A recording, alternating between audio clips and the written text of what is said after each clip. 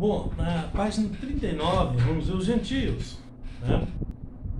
Pelo fato de serem considerados imundos, né, os gentios não tidos como, são tidos como inúteis, né, com respeito à preparação do ambiente para a chegada do cristianismo, né?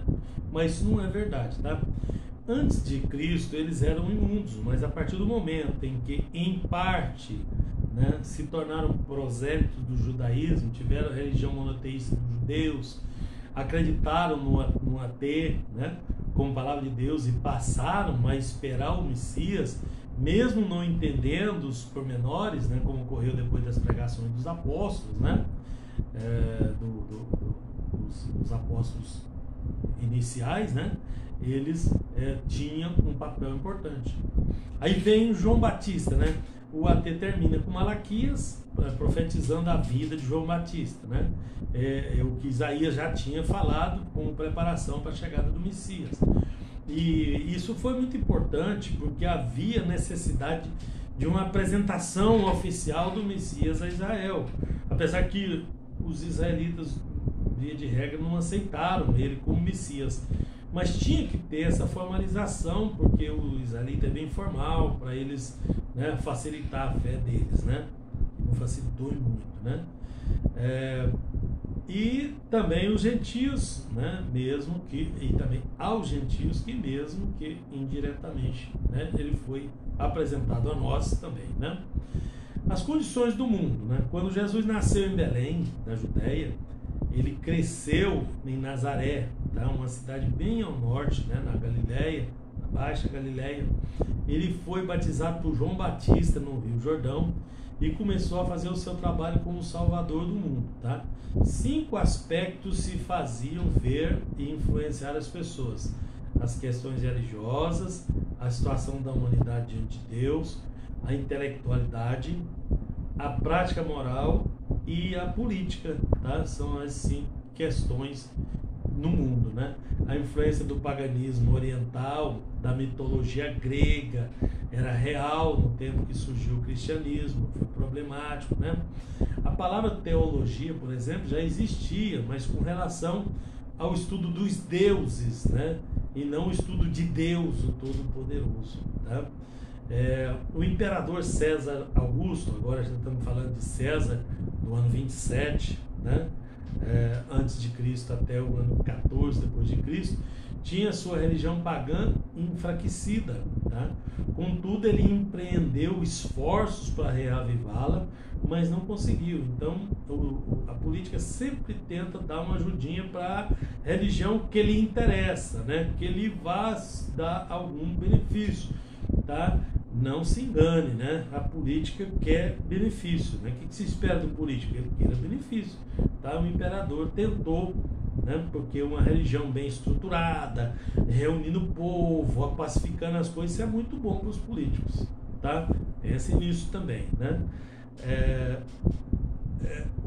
Aliás, o imperador tinha estabelecido a religião do Estado, né? O sistema de crença foi implantado, obrigando o povo a venerar as imagens dos líderes políticos, tanto mortos quanto vivos. Isso era uma coisa milenar, quase, né? Naquele tempo já havia o costume, né, por antecipação, que veio a nascer somente no final, renascer no final da Idade Média, né, criado pelo rei Sol Carlos XIV, tá? Rei da França, né, que dizia que o Estado sou eu, né? Por causa disso ele foi considerado o pai do absolutismo. Absolutismo é uma teoria política, né, que veio, né, bem depois, que defende que alguém, em geral um rei, né, um monarca, deve ter um poder absoluto, né, independente de outro órgão, né? E só Montesquieu, né, no ano 1755, já no século XVIII, foi um político, filósofo, escritor francês que ficou famoso pela teoria da separação dos 3 poderes. Então, aqui nós estamos falando de 1755 anos antes, né? Tanto em Israel quanto nos países ao redor, o povo praticava muitos tipos de fé pagã, e isso apresentou-se como um obstáculo diante da evangelização. Até hoje nós sofremos com esse sincretismo, né? Essas coisas que as pessoas tentam trazer, essas misturas para dentro da igreja, né? Dessas religiões pagãs que tem por aí. próprio judaísmo era ao mesmo tempo colaboração, né, entre e também barreira, porque tinha uma interpretação falsa de que eram universais, tá? Eles achavam que a interpretação deles eram universais, né? Que a religião judaica era a religião única de Deus, né? A única que Deus criou, e, portanto a única que eles aceitavam. Isso impediu muitos judeus de aceitarem a fé, tá? Bom, isso levava até os convertidos ao Evangelho a resistir às novas verdades do cristianismo e voltavam, né, e se voltavam de novo para a religião, rompendo com a lei de Moisés, né? Muitas igrejas, como da Galácia, por exemplo, criaram certas dificuldades, pregando que os crentes tinham a obrigação de observar também regras doutrinárias da antiga aliança, né? Esses eram chamados judaizantes. A carta aos Gálatas, né, e aos Hebreus, né, de Tiago, trabalham também essas questões bastante diretamente, tá? Situação da humanidade diante de Deus, tá? Não havia visão unificada, né, e correta com relação aos pecadores, né, diante do Todo-Poderoso. Ao contrário, todos praticavam alguma forma de idolatria, né, viviam cegos no pecado, não tinham consciência da perdição eterna, nem de que Jesus fosse o único salvador para eles, né? Os gregos tiveram um grande desenvolvimento intelectual antes de Jesus nascer. Logo no início do cristianismo, a intelectualidade dos gregos, né, e dos povos influenciados por eles era alta e era muito significativa.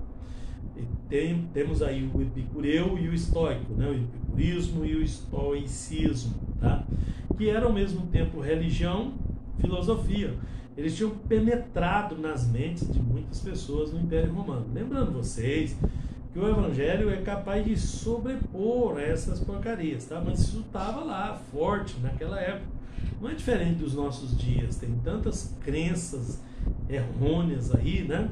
E tudo copiado disso que já existia. Por exemplo, o estoicismo é uma escola filosófica, né, fundada na Grécia por um tal de Zenão, no século III a.C., né, aqueles 400 anos ali no meio. Tem muitos escritos ali, tá? Os livros apócrifos foram escritos ali naqueles 400 anos. Eles ensinavam que as emoções destrutivas resultavam de erros, né, de julgamento, que o virtuoso era manter uma vontade que está em acordo com a natureza. Imagina, irmãos, um homem com a natureza pecaminosa procurar viver, manter a sua vontade em acordo com a sua natureza pecaminosa, acabava dando no que deu, né, lá, né, para eles, né? E o epicureu, né? O epicurismo é um sistema filosófico também que prega a procura de prazeres moderados. Para eles tinha que procurar prazer, mas tinha que ser moderado para atingir um estado de tranquilidade, de libertação do medo, e da limitação dos desejos. Tinha que ser paulatinamente, que acabava no mesmo lugar dos estoicos, tá? Na depravação humana, tá? Então essas crenças aí estavam lá, arraigada, e era também financiada por governos, né, que trabalhavam isso, né, em orgias, banho coletivo e tantas coisas, que até hoje tem em menor escala, mas é a mesma coisa. O banho coletivo romano é o mesmo que a gente vê por aí, tá? Mas os seus pontos doutrinários, né, não mostrava a solução do pecado, nem do epicureu, nem do estoico, nem de seita nenhuma, tá? Não dava garantia da vida eterna. É aí que entra o diferencial do cristianismo. É aí que eu me preocupo com a doutrina, né? Se nós não estamos apontando aqui, direcionando ali, nós não estamos fazendo o nosso papel. Nós temos que apresentar, né, provar para o homem que ele é pecador, apontar para ele que ele é pecador e mostrar a solução, tá? E nós temos essa solução, né? Assim, as duas formas de crença estavam frias, né? Epicureu e estoico. Não tinha força para impedir a evangelização. Atrapalhava, porque sempre vai ter gente carnal, né? Sempre vai ter gente querendo ir para o lado, né, das porcarias. Mas isso não atrapalha para quem quer, né? Para quem recebe bem uma mensagem vinda de Deus, que mostra a realidade do homem, né? Isso não vai ser impedimento de jeito nenhum, nunca foi, né? As práticas, né, morais, vamos lá. Os registros da história, do ambiente, né, do início do cristianismo não são muito agradáveis, né? Os livros revelam que as classes mais altas estavam corrompidas e cheias de fatos indecentes, tanto moralmente, né, quanto politicamente, tudo estava bem corrompido ali, tá? Basta ver o que acontecia com os, né, dentro da própria igreja, sacerdote, né, pagando para o Judas entregar o Jesus e tudo, né, corrompendo, e a corrupção moral, né, uma corrupção tremenda, e ali também havia muita indecência, né, entre o povo, né? No entanto, entre o povo mais pobre, né, se cultivava um maior zelo moral, né, melhores virtudes, práticas, né, dignas da sociedade, tá? Na situação geral do mundo romano, né, sem levar em conta outros dignos de observação, pode-se listar 10 fatos reais no tempo do nascimento de Jesus que acontecia com os romanos, tá? As terras em volta do Mediterrâneo, todas as nações localizadas no norte, sul, leste, oeste, estavam debaixo do domínio romano, tá? 2. O sistema militar único, profissionalizado, né? Todos os povos mencionados viviam orientados e submissos a uma única força militar, né, de Roma, debaixo do poder da Pax Romana, tá? O comércio crescia, as comunicações funcionavam, os princípios culturais eram preservados, a língua comum, que era o grego, né? Isso tudo facilitou. Várias concepções religiosas. Na verdade, o mundo da época estava dividido em sua forma de crer, de pensar, de agir. Havia, portanto, crenças diversas a respeito do universo, da religião, da fé, do pecado e do futuro. Isso é bom ou ruim? Isso é ótimo. Todo lugar que tem uma religião só, as pessoas são obrigadas, aí é difícil para entrar no evangelho. Onde tem liberdade, todo mundo pode pregar, então nós somos concorrentes deles, vamos lá e pregamos a verdade, e a verdade tem que prevalecer, porque ela é a verdade, né? Então isso era bom também, né? Mas era depravado, era crenças terríveis, era, né? Mas tinham, tá? E algo em comum, né? Todos os povos acreditavam na existência de um Deus superior, tá?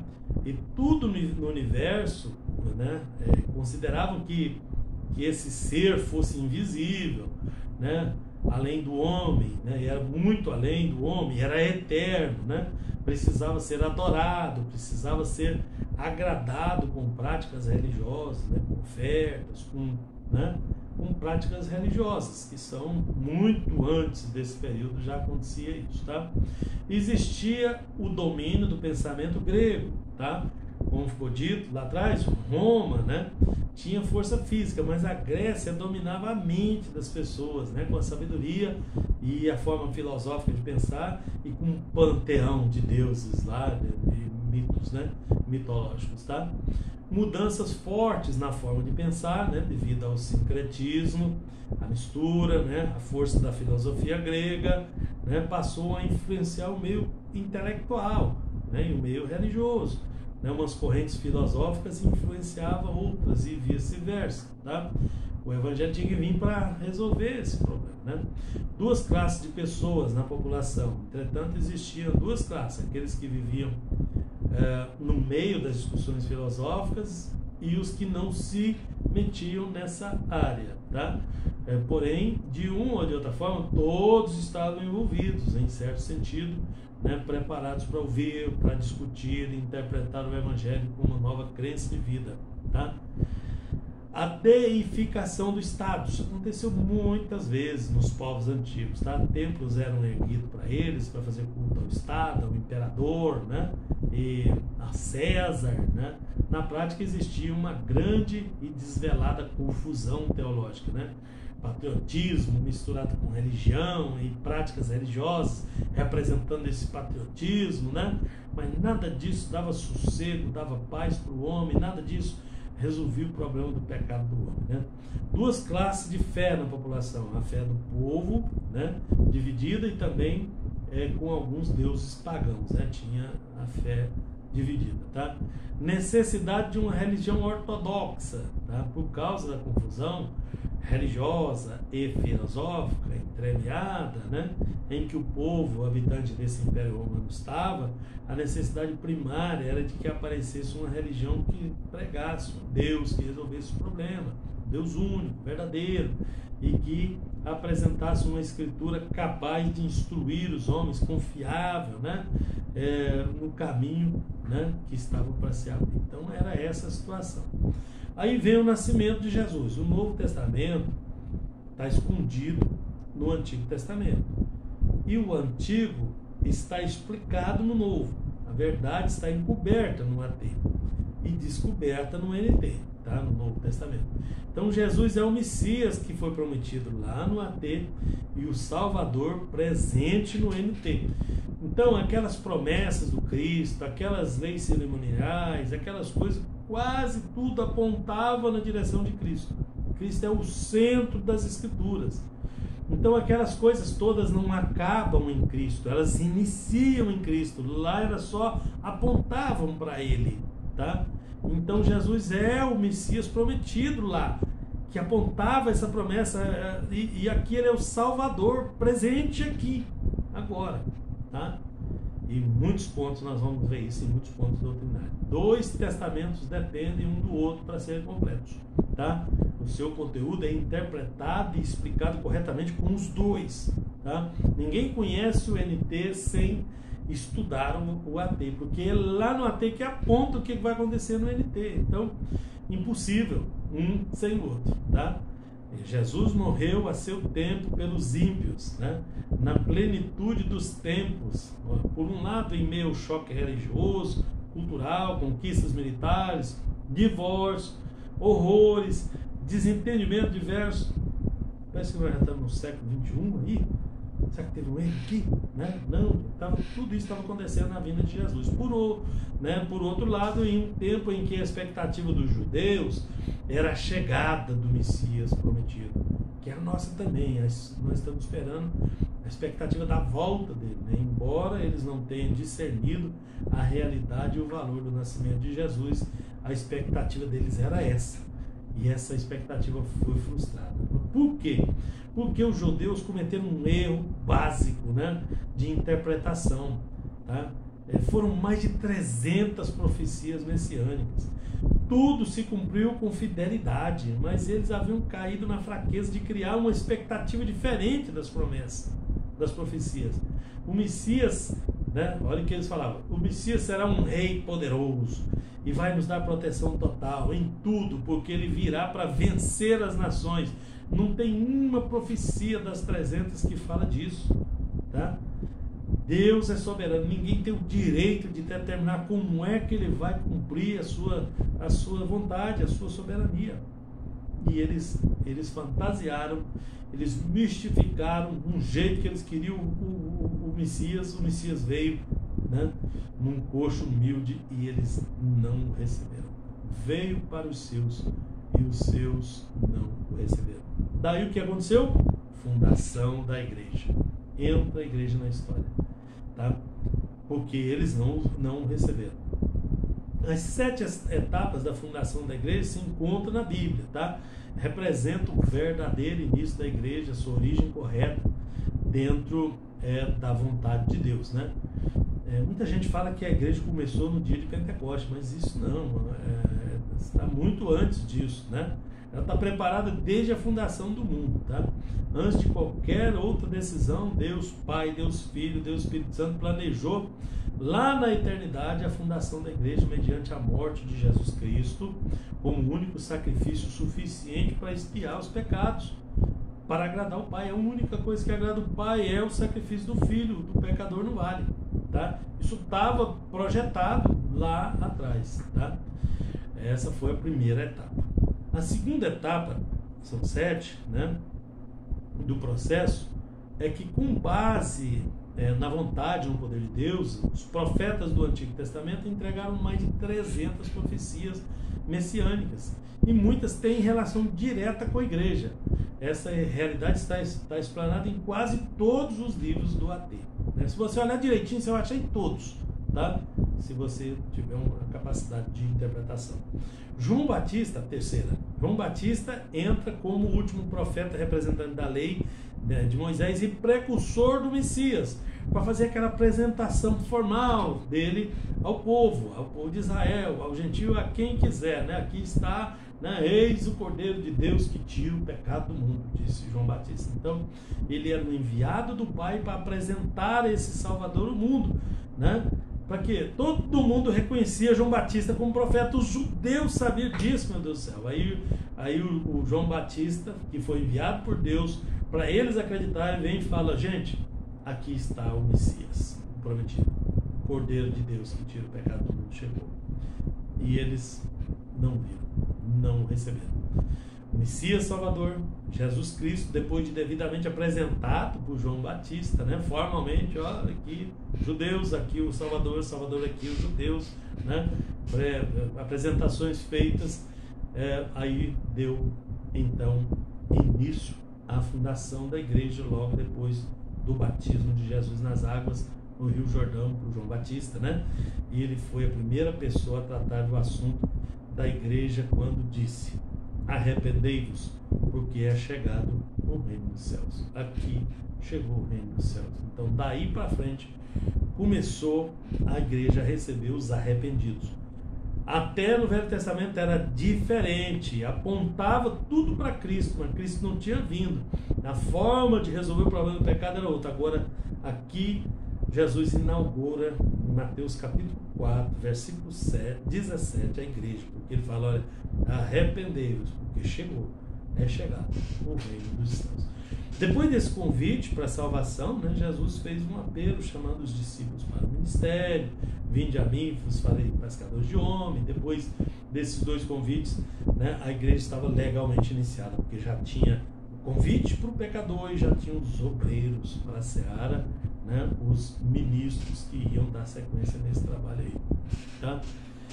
Jesus disse, pois, olha o que ele disse para Pedro, né? Pois te digo que tu és Pedro, e sobre essa pedra edificarei a minha igreja, e as portas do inferno não prevalecerão contra ela. E eu te darei as chaves do reino do céu, e tudo que ligares na terra terá sido ligado no céu, tá? E tudo que desligares na terra terá sido desligado no céu. E aí o povo fala que Pedro está com um monte de chave na porta do céu lá para abrir, né? Mas o que abre essa porta é a confissão de Pedro, que está aí junto, né?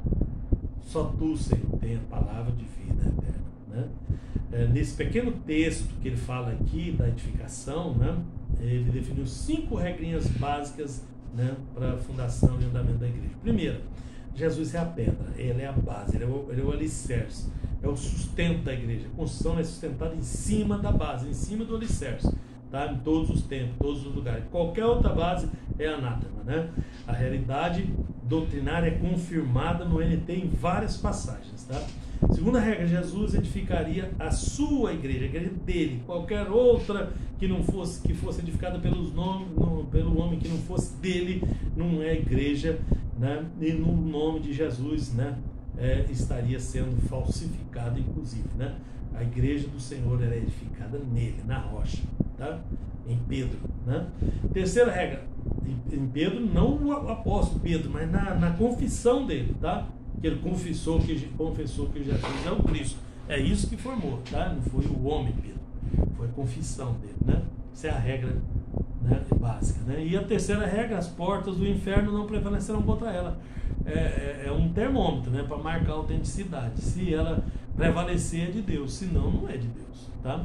Quarta regra, o evangelho seria a chave do reino, tá? Para todas as pessoas que quisessem ser salvas no mundo. Aqui está a outra base, o evangelho, né? Arrependei-vos e crede no evangelho, conforme está em Marcos. E a quinta regra, todas as ligações espirituais deveriam ser feitas primeiro no céu, depois na terra, não o contrário.